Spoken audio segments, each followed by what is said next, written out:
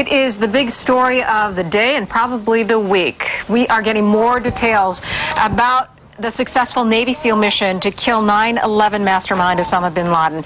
CIA Director Leon Panetta will brief lawmakers further about the covert op, but we do know that a single courier led U.S. forces to bin Laden's hideout. The White House says they now have DNA proof and photo proof that they killed the right man, and the president is considering releasing the graphic evidence to put skeptics to rest. They have photos of the body as well as video of the burial at sea of bin Laden.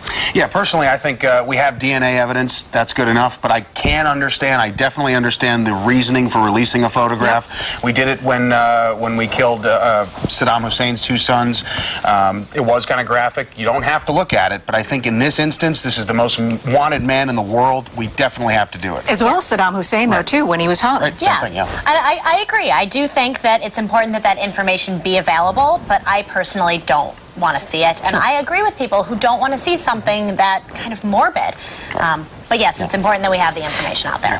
One of the lawmakers said that they should release those photos to show that future possible terrorists, is what will happen. Absolutely. It'll put an end to it.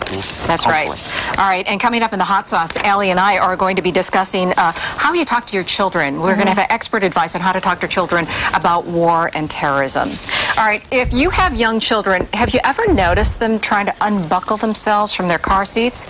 Well, here's a surprise possibly to many of you. The results of a new study found that children as young as 12 months can wiggle their way out of car seats, and sometimes they do it while the car is still moving. It also found that most children can get out of safety seats by the time they are 4.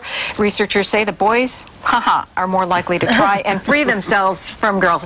As a parent of 2, 1 boy, 1 girl, I agree with that. I also think that there is a difference, though, between can and will. Yes. If my kids were, can you do it? They probably could.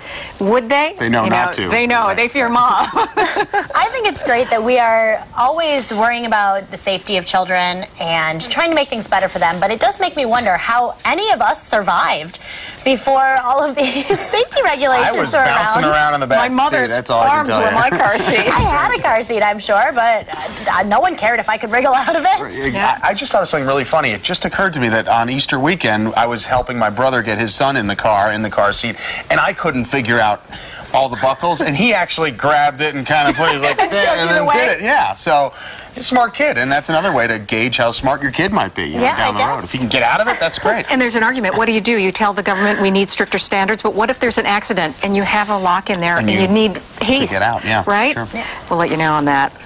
All right, here's a question for all of you. Do you know what's in Tylenol? How about any of the over-the-counter medications that you take? A new study says most people do not. Researchers found that many of us are clueless when it comes to ingredients in the over-the-counter painkillers. For example, 69% of those surveyed did not know that acetaminophen, that is the active ingredient in Tylenol. There are studies that link long-term use of acetaminophen with liver damage. I can't imagine. Well, I don't know that there's a Johnson rod in my car, but I'm sure I need it for something. So, I mean, if you're taking a painkiller, you just read the back of the bottle and you know what you're doing. I mean, some people abuse these drugs, so you're going to get what you're going to get if you do that. Yeah, well, I do think it's good to know what you're taking as well, because certain things you cannot take acetaminophen with.